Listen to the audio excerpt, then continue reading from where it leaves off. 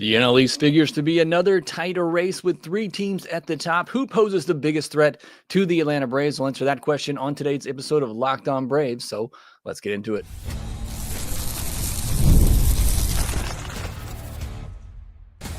You are Locked On Braves, your daily Atlanta Braves podcast, part of the Locked On Podcast Network, your team every day. Hey, and welcome back to Locked On Braves, part of Locked On Sports Atlanta, where we cover your favorite Atlanta sports teams each and every day.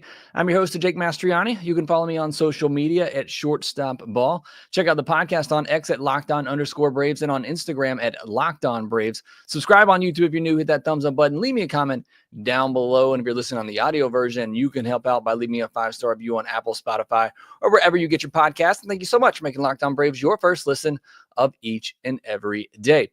On today's podcast, we're going to do a mini preview of the NL East. I hinted yesterday that we recorded already an episode with the other Locked On host from the NL East. That'll be coming out on March 24th. But I'm going to give you my quick preview of the NL East and who I think is the biggest competitor to the Atlanta Braves for the division crown. Do you want to win that division crown? It hasn't worked out well in this new playoff format for the NL East winner. We'll talk about all that on today's episode and get into Grant Holmes' outing on Tuesday. He had another spectacular performance there, and I think he's all but locked up a rotation spot. But even more than that, could he be the X factor that we didn't talk about the other day? So all that coming your way on today's episode of Locked On Braves. But let's jump right into our main topic for today, and that is the NL East and what team is going to pose the biggest threat to the Atlanta Braves. I do think it is a three-team race at the top with the Braves, the Mets, and the Phillies. No disrespect to the Marlins and Nationals, who I'll touch on just a little bit. We're mainly going to focus on the top three teams. You look at FanDuel's projected win totals right now, and it's the Braves at 93.5, and then the Mets and the Phillies both at 90.5. And so they have the Braves favored to win the division. Most outlets out there have the Atlanta Braves favored to win the division. Sleeping a little bit on the Phillies, I think. But then they have the Nats at 70.5 and the Marlins at 63.5. So again, Braves are favored, but it's going to be a pretty tight competition. And it honestly will probably come down to whoever stays the healthiest. You saw that last year with the Atlanta Braves. They were anything but healthy last year. The Philadelphia Phillies kind of ran away with it a little bit. The Braves made a bit of a charge. The Phillies went in a bit of a slumber after that London series. The Braves tried to claw back into it, but it was a little too late, and the Phillies pretty much ran away with the division, won it pretty comfortably, and then you had the Braves and the Mets getting those last two wild card spots. But you figured those three teams are going to be battling for the division, and all three of them very well could get into the postseason again.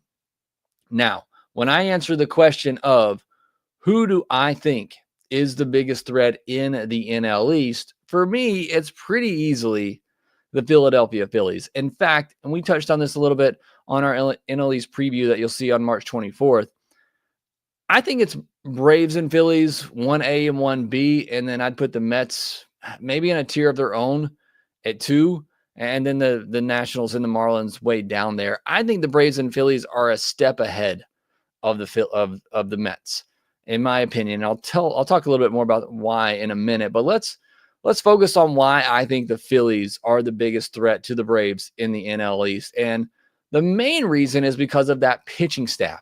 You're talking about Zach Wheeler, Aaron Nola, Christopher Sanchez, who his velo's been up in spring training. He's looking really good. Ranger Suarez. And then they added Jesus Luzardo in the offseason. That is probably one of the best pitching rotations in baseball, certainly right up there with the Dodgers and the Braves as well.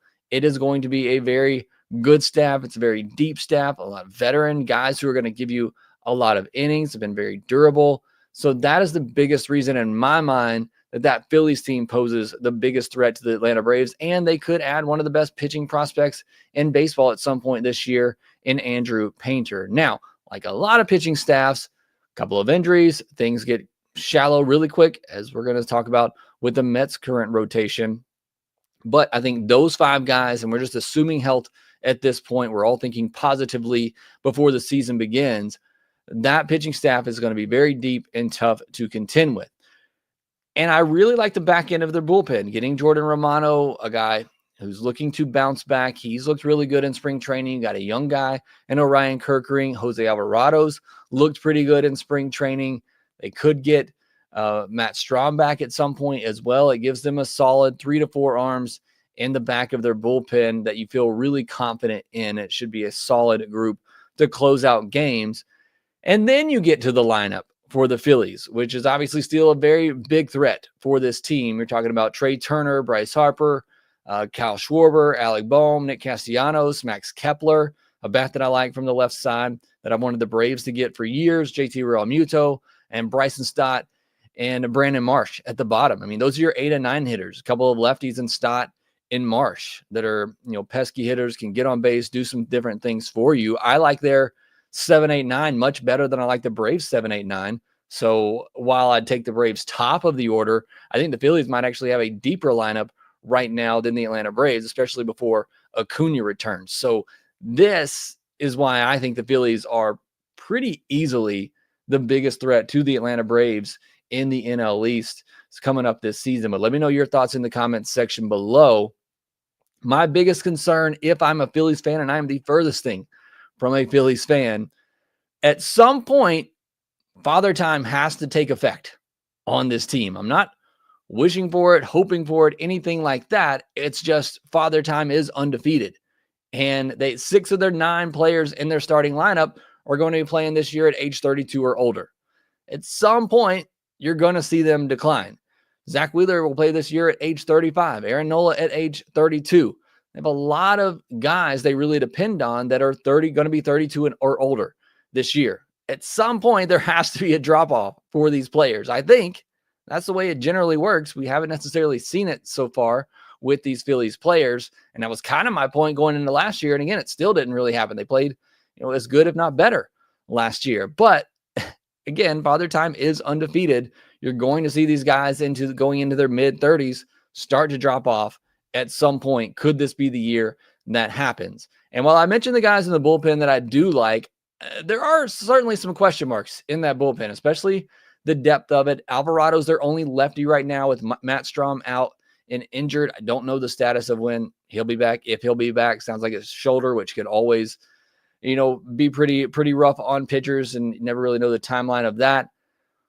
But, if Strahm can't come back, Alvarado's your only lefty. He lost the closer's job last year and wasn't very reliable. And then you're counting on a really young guy in Orion Kirkering and a guy coming off injury in Jordan Romano. And I could see where that bullpen gets shaky very quickly. They lack a lot of depth in the bullpen behind those guys, some unproven arms who aren't projected to do much. The top 3 are the only active relievers. The ones that I mentioned are the only relievers projected to strike out more than a batter an inning. So not necessarily looking like it could be a dominant bullpen, except for those back end guys. So those are the things that concern me if I am a Phillies fan, which I am definitely not. But at what point do these guys actually start playing their age? And if things go terribly wrong in the bullpen, how do you figure that out? And bullpens are easier to fix in the offseason. I've said that a lot for the Braves, for fans who are worried about them. But I do worry about the depth of that bullpen, especially if Alvarado can't be that dominant left-handed reliever coming out. If Kirkering doesn't take that next step forward as a young kid, although I think he's going to be really good. And if Romano, can't bounce back to his pre-injury form, I think there are ways that bullpen could really fall apart for the Phillies. But the one thing that you look at from a Phillies standpoint is most of their starters are going to go 6, 7 innings. So you don't have to worry too much about the bullpen. Their starters might lead the league in innings pitched. So that doesn't put as much stress on your bullpen or your need for those 5th, 6th, 7th guys in the bullpen to get key outs for you. But I do think the Phillies pose the biggest threat to the Atlanta Braves in the NL East. Let me know what you think in the comments section down below. Next, I'll get into the Mets, the Nationals, and the Marlins. I do think the Mets have a chance to be a really good team and perhaps even win the division, but I think they have the most wide range of outcomes of any team in the NL East. I'll tell you why here next. Get the supplies you need from the site made for the skilled trade, Supply House. Whether you're in plumbing, HVAC, or electrical work, Supply House is the reliable way to order products online. Their easy-to-use website is packed with helpful resources and the latest product info to help you get the job done right. Plus, with a complete inventory of over 200,000 parts from 400 plus top brands, you'll find exactly what you need delivered fast from coast to coast. Need help with an order? Supply House offers expert support and industry-leading service, so you'll always talk to a real person. And for trade pros looking for an extra edge, their free Trade Master program offers exclusive perks like a dedicated phone line, free shipping, and discounts on every order. Thousands of skilled professionals are already taking advantage. Now it's your turn. Join the Trade Master program today at supplyhouse.com/TM and start ordering plumbing, HVAC, and electrical supplies with just a few clicks. Plus, use our promo code SH5 for 5% off your first order. That's supplyhouse.com. Thank you, as always, for making Locked On Braves your first listen of each and every day. Appreciate all those joining me here live. Appreciate all your comments down in the comment section on YouTube. Thank you so much for your support here of Locked On Braves and making us your first listen of each and every day. Go check out Locked On MLB for your second listen after you're done here, solely getting caught up with everything happening around Major League Baseball. Let's continue with our NL East preview here. We talked about the Phillies, who I think are the biggest threat to the Atlanta Braves, but I would not count out the New York Mets. It's just, I look at their lineup, I look at their pitching staff, and I see a team that could have a wide range of outcomes. I felt like everything kind of broke right for them last year. They made a good run. That pitching staff came together. You know, they had Shamanaya, Jose Quintano, Luis Severino, some veterans that really stepped up and had good years. But now you're really asking that to happen again with guys that I'm not nearly as confident in. I liked Luis Severino last year, and I wanted the Braves to go get him as somebody I thought could bounce back. Now, he didn't have the best season in the world, but he was solid. I liked Jose Quintana. I wanted the Braves to go get Jose Quintana this offseason to give them some depth. Again, not great, but he pitched solid for them. I think a lot of people look at the big move of Juan Soto, and it is going to help their offense tremendously. And this offense could be one of the best in baseball. But I think it's, when I look at the Mets, it's a team that if everything breaks right, they're a 90 to 94 win team. Whereas if everything breaks right for the Phillies, you know, say that back into that bullpen's really good, maybe they have another bullpen arm step up, that rotation stays healthy, offense does what it's capable of, they're a 97 plus win team. Same thing for the Braves. Everybody stays healthy, plays to their capabilities. It's a 97 plus win team. I think best case scenario for the Mets is a 90 to 94 win team. If the pitching breaks right, the offense, you know, murders the baseball like they're expected to. You have all these 30 home run bats. I think they're still, you know, a 90 to 94 win team is probably their max. But if those things don't happen, I think they're scrambling to get to 500. They're fighting to get into a wild card spot. I just feel like there's two very different ranges of outcomes for this Mets team. Not that I think they're completely going to crash and be a, you know, 75 win team, but I could see them struggling to stay above 500 if things don't go their way. And it's mainly because of the pitching staff. They're already off to a rough start. Shamanaya is banged up, although it doesn't sound like he'll be out too long. Frankie Montas, one of the pitchers they went and got out in the offseason, that I was skeptical of that move in the first place, and now he's injured and going to be out for a little while. They currently have Griffin Canning, and they're projected as their projected fifth starter, a guy that the Braves just cut loose and let go of. And you're counting on a lot of innings from Kodai Senga and Clay Holmes to carry your rotation. And that's just very risky. Kodai Senga, obviously not ever having a big workload as a full-time starter at the Major League or Major League Baseball. Clay Holmes making that transition from a reliever to a starter. We saw that with Lopez last year. The Braves very careful with him and his workload. He had some maintenance throughout the year. Spent some time on the IL. I'd imagine it's going to be a similar thing for Clay Holmes this year. And if they got anything close to Reynaldo Lopez results, that would be huge for this team. But I'm not expecting that from a Clay Holmes. So I just think there is a lot of hope in this pitching staff that the Mets have put together. And I just don't know that I'm buying it again. I'm not buying that they can do it again. They pieced it together last year in the pitching staff and it worked out well. I'm not buying that they can duplicate that success with this group that they have this year. So I'm just not buying into that pitching staff for the New York Mets. And as good as this offense can be, I don't know that it's going to be able to overcome that pitching staff. And look, you could have Lindor, Soto, Alonso, and Vientos all could easily hit over 30 home runs this year. They could have 4 30 home run guys. I know Francisco Alvarez is out right now, but even when he does come back, he could still hit 20 home runs for you this year. They could very easily, I could see a path where they lead all of baseball in home runs. But it's kind of, and I talked about this with Ryan, I think maybe after we finished recording the NL East preview, it's crazy to me, maybe crazy is not the right word, it's very interesting to me that 2-3 years ago, the Mets lineup was so dangerous because they did the little things. They put the ball in play. They didn't strike out. You had the Jeff McNeils, the Brandon Nimmo's of the world, which they still have those guys that were just annoying at bats. They worked your pitch count. They got the starter out of the game. They put the ball in play. And now it's like they've almost completely 180'd and honestly kind of gone the Braves route. And it's just they've got a bunch of sluggers in their lineup that are going to hit 30 plus home runs, but they might strike out 25 to 30% of the time. So how does that dynamic work for them as they really change the identity of this lineup? Obviously, Soto is going to be able to do different things for you, Francisco Lindor, but Pete Alonso is kind of an all or nothing guy.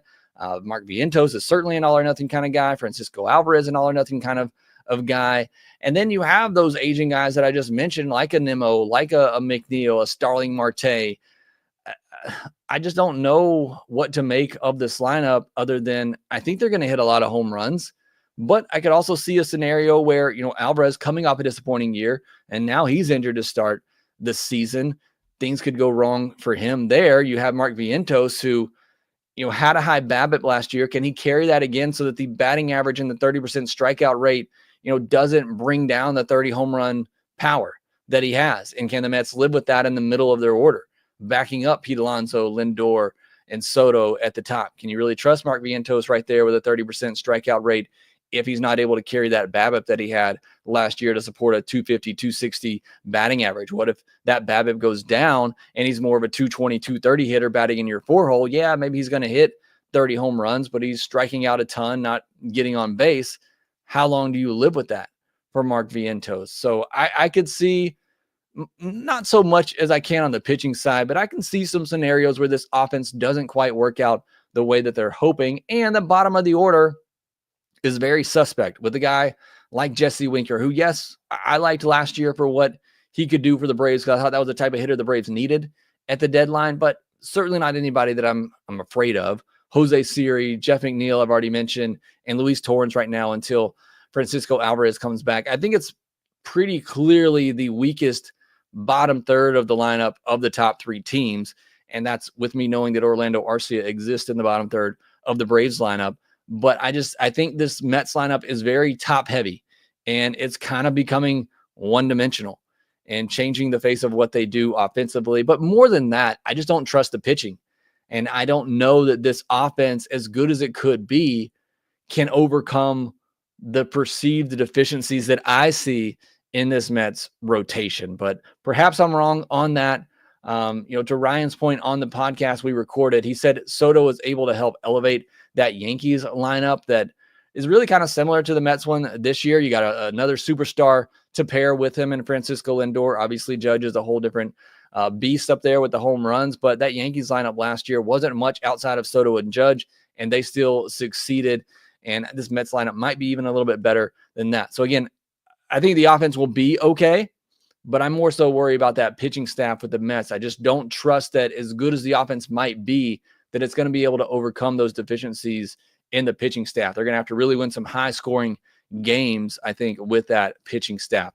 But again, my overall point with the Mets, I think they're the team that I could see having the widest range of outcomes, being a 90 to 94 win team or being an 80 to 84 win type team, struggling to stay above 500. Now, as far as the other two teams in the NL East, I'll briefly touch on them. Is this the year the Nats make a leap? You got full years, seemingly, of James Wood and Dylan Cruz in there, along with C.J. Abrams trying to bounce back from a disappointing season. So you got some young studs at the top of the order. They brought in some stabilizing veterans in Nathaniel Lowe and Josh Bell. And Luis Garcia and Keibert Ruiz are still young enough that perhaps there's a little bit of upside in there. So I think the offense could be okay and certainly can do some things. We saw how annoying they were last year with their ability to steal, do the small things. So we could see that type of offense work for them again. The pitching staff, though, I like Mackenzie Gore. I think he's a breakout candidate. Saw it a little bit at times last year, but I really do like Mackenzie Gore. We'll see if our old pal Michael Soroka has figured things out, going to a reliever and now trying things back as a starter again. Could he be a solid mid-rotation arm for them? The bullpen looks okay with Finnegan back in the mix. They could have some other youngsters that break through this year, like a infielder and Brady House at third base and Cade Cavalli in the pitching staff. So they have some others who are coming for the Nationals. So I could see them, making a little bit of a leap this year, maybe competing for a wild card late into August. I don't know that they're going to have enough to catch up with the Mets and the Phillies and the Braves. Certainly not the Phillies and the Braves. Maybe they make things interesting with the Mets, but it'd be interesting. I think they're going to be a fun team to watch. They are definitely on the rise. I just don't know if this is a year. It's a tough division, obviously, to try to break through in. I don't know if this is the year that we see them really make that leap and contend for a wild card. And then as far as the Marlins, I'm just sorry. Any Marlins fans watching this, I'm really, really sorry. I don't know what your franchise is doing. It feels like a mess over there. They're likely going to trade the only exciting player left on that team in Sandy Alcantara at some point this year. And then I don't know what you're left to watch over there. I mean, Xavier Edwards is cool. That player doesn't necessarily bring a lot of excitement to today's game. I wouldn't mind seeing more players like that come back. Maybe, Connor Norby, who they got last year from the Orioles, becomes something. It's hard to see how Marlins fans are getting excited for this upcoming season. And I hate to say that. And with the talent in the NL East, the Marlins are going to get picked on a lot. And I think a lot of the other NL East teams are going to be looking to rack up some wins against the Marlins. And you honestly have to. If you're the Mets, Braves, and Phillies, you cannot afford too many hiccups against this Marlins team, because I think they could be very, very bad. I hinted at on the preview podcast that they could have a White Sox type of season. I don't know if it's going to be that bad, but I think it's going to be a pretty rough season for the Marlins. Now, the rotation could still be solid, especially with Alcantara there. Ryan Weathers, Max Meyer have looked pretty good in spring training. Edward Cabrera, I think they're going to get Yuri Perez back at some point this year. So I can see the rotation being okay, especially in the first half. But like I said, then if you trade Alcantara, if they're probably going to have some sort of innings limit on Ryan Weathers and Max Meyer, certainly on Yuri Perez if he does come back, and an Edward Cabrera, some young pitchers that they have that they're hoping are going to be part of their big future. But I think the second half is going to be really rough for the Marlins if they start to dial back some of these pitchers, and as they trade off whatever assets they do have. They really don't have any exciting prospects who I think are going to have a major impact this year. Maybe Davison De Los Santos, but he's their 13th ranked prospect according to the pipeline.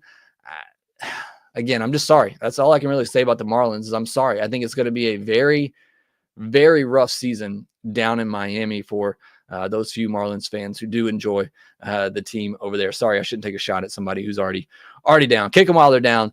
Sorry about that. But the SoCal Brave Marlins have a nice all-you-can-eat section at their ballpark. So there you go. There's your reason to go out to the ballpark. Thank you for that silver lining there, SoCal Brave. But that's my quick NL East preview analysis. Again, we'll have our full NL East preview come out on March 24th. We'll have all the hosts from every NL East team on that together. So make sure that you look out for that. Make sure you subscribe to Locked On Braves, because it'll be in your Locked On Braves feed when it does get posted. All right, next we'll get to some of the takeaways from spring training game on Tuesday, where Grant Holmes, if it wasn't already clear, he is certainly going to be in the Braves rotation come opening day. We'll talk about that here next. March Madness is here, and FanDuel is giving you the chance to get in on the action like never before. Right now, new customers can get $200 in bonus bets when your first $5 bet wins. That's $200 extra bucks to use on everything from buzzer beaters to Cinderella stories, and even who's cutting down the nets. With tournament games happening almost every day, there's always something exciting to bet on. The FanDuel app is simple to use, and when you win, you get paid instantly, no waiting around. We look at the FanDuel's odds right now. If you are not into college basketball like myself, you might watch one or two games. You want to move on to the baseball season. They have World Series odds out there, awards odds, division odds. I gave you the win total odds for the NL East earlier, where they had the Braves at 93.5 and the Mets and the Phillies at 90.5. You can see all that over at FanDuel.com. Also, please make sure you visit FanDuel.com/playsafe for tools and resources to help you stay in control of the way you play. Again, visit FanDuel.com and get in on the college hoops action all tournament long. Well, let's get quickly into the spring training game takeaways from Tuesday. You had Grant Holmes go 5 innings, only 1 hit, no earned run, and 5 Ks. That's the good. He did also walk 3 batters and hit 2 batters. But overall, another very solid outing for Grant Holmes, who, again, it was pretty much a lock he was going to be in the rotation to begin the year. It's even more of a lock now. He's the first one to go 5 innings. And again, while did walk some batters, the strike zone was very tight early on in this game. He finally opened it up and started giving the corners a little bit, or the edges rather, a little bit. But he did also lose fastball command in the 3rd inning where he walked a batter and hit 2 batters. So he struggled with that a little bit, but was able to find it out or figure it out. What I love about Grant Holmes, and I think what everybody's excited about with him and the Braves are so excited about, is those breaking pitchers are just nasty. I really didn't see anybody put much of the barrel at all on any of his breaking pitches. And there's so many different shapes to his breaking pitch. I don't know how you quite label them, but one is more of a big sweeper, going from my right, your left, or my right to left, going from a right-handed batter away from a left-handed batter. It's more a horizontal break that it has on it. But then he throws another one that is more downward breaking, some late action on it, almost just like a late breaking slider, kind of drops off, but coming in, a good velo. So really good breaking stuff that he's able to manipulate. He's able to backdoor that curveball, slider, sweeper, whatever you want to call it, to lefties and paint it on the outside corner. He just has very good command over those pitches, and he seems to be able to manipulate them for different shapes. And I just think that's so impressive for a guy who can also throw 94. I mean, it's not like he's a soft tosser up there. So Grant Holmes, obviously very excited about him and what he could potentially be. You can see why the Braves were so hopeful with him. I think he's going to be in the rotation. He will be in the rotation to start the year, barring any setbacks. Let's hope that's not the case. And there's a good chance he's in the rotation for quite a while. The Braves may have actually found something here with Grant Holmes. I still think the question is, how does he hold up over 5-6 innings? We just haven't seen him do that for a while. He's been a reliever. That's the only last question that I have on him, but certainly the stuff looks good. Another good outing here. Again, he lost it for a minute in that 3rd inning, loaded the bases, and was able to work around it. And I think that's because he started to go to some of those breaking pitches that are so good and hitters struggle with. So I'm really impressed with Grant Holmes, what he's been able to do. We got to see Hayden Harris in this one. He came in and struck out the only batter that he faced. Pierce Johnson had a clean 8th inning with a strikeout. Perdomo walked a batter, got into a play, and then got a strikeout looking to end it. I've not been as impressed with Angel Perdomo in spring training as I would have liked, understanding that it's a guy coming back from Tommy John surgery, but hoping to see a lot more swing and miss. And I just haven't seen that this year with Perdomo. With the big strikeout rate that he had in 2023, I was expecting to see more dominance from him. But again, you got to have a little bit of grace. Coming back from Tommy John surgery, still ramping things back up. But it hasn't been as impressive as I was hoping it would be for Perdomo. I know Mark Bowman of MLB.com hinted at the fact that the Braves could start him on the IL to give him some more time to ramp things back up. I don't know how you do that or play around with that if there's not an actual injury there. I know Major League Baseball started to crack down on that a little bit, but I do feel like maybe he needs a little bit more time coming back from injury to get built up, because I just haven't been as impressed with him as I was hoping to be in spring training. Riley and Olsen both look locked into me. I know Olsen struck out twice in this game, a couple of really good changeups from Jack Flaherty, who threw a really good game today as well. But I feel like all spring training, maybe not Riley the first couple of games, but certainly after those first couple of games for Riley, he's looked locked in, had a couple of hits, had a home run. I don't want to say it was taken away from him. He might have caught it off the handle a little bit, but a ball that I thought was gone off the bat. Wind was blowing pretty strong to right field. You saw a ball later that Eli White hit that I thought was a no-doubter out to left center. You even saw the camera. It panned straight to the left center field gap, and then all of a sudden it moved and rotated over because the wind took it to deep center field for a fly out.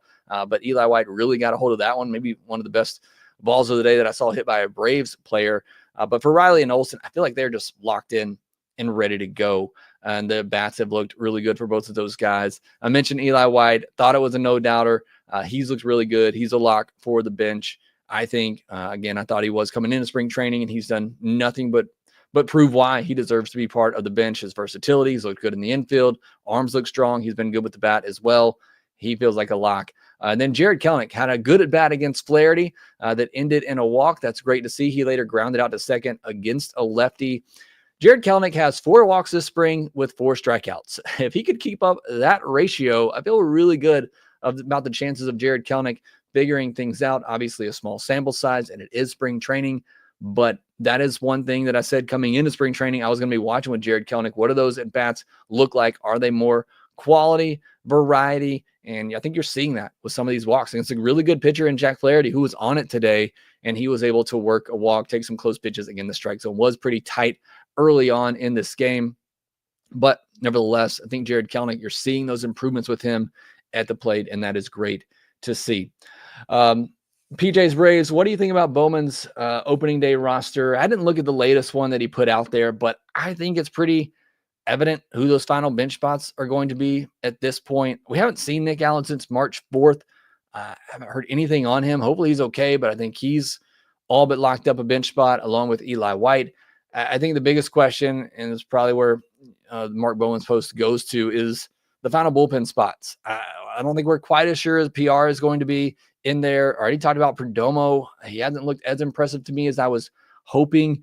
Meanwhile, some of the non-roster invitee guys have looked pretty good, like a Jake Dietman and others. So there might be more spots open for that back end of the bullpen than we initially thought, but everything else is pretty much worked out. Like I said, the fifth starter battle between Ian Anderson and AJ Smith-Shawver, I don't think either guy has really separated themselves. And if that's the case, they're just going to default to the guy who's out of options in Ian Anderson. Jeff Berry, are they implementing the new pitch challenge rule this year? Not this year, hopefully next year. They're testing out in spring training right now. They'll probably continue to test it out at the minor league level this year, but hopefully that comes soon because I think it's going to be a great move for Major League Baseball. All right, that will do it for this episode of Locked On Braves. Thanks to Jeff Berry, Miguel Fria, Doug Counts, SoCal Brave, PJ's Braves, all of you for joining me here live. Doc's Cards, 13K by opening day. Working on it, Blaine Farnsworth. Haven't seen you in here in a while. How old is Hector Neris, and do you think he'll take Anderson's spot in the lineup? I don't know what you mean by Anderson's spot, but I do think Hector Neris has a good chance to make the bullpen. He threw another bullpen or pitched against minor leaguers on either Monday or Tuesday today, I think. And I think Bart Bowman said he's going to throw one more before he gets action in a spring training game. But I think Hector Neris has a really good chance of making the Braves bullpen. Not sure how old he is, though, without looking it up. And we're at the end of the show. Jeffrey Humphreys, thanks for joining as well. Every day, I appreciate your support. Chris Hester as well. Thank you for being on today's live episode of Locked On Braves. I think you have the same topics on your screen as last postcast. Yep. Thank you for that. Wish I would have seen that earlier, but appreciate you pointing that out. I did forget to update that, but either way, we're through the podcast. You know what we talked about. Thank you so much for joining us here at Locked On Braves. Subscribe on YouTube if you're new. Hit that thumbs up button. Leave me a comment down below to let me know how much of an idiot I am for not updating the rundown on the podcast. Make sure that you follow us on social media at shortstopball, at LockedOn_Braves. Make sure that you rate, review, and subscribe to the Locked On Braves podcast wherever you get your podcast, and we will talk to you next time.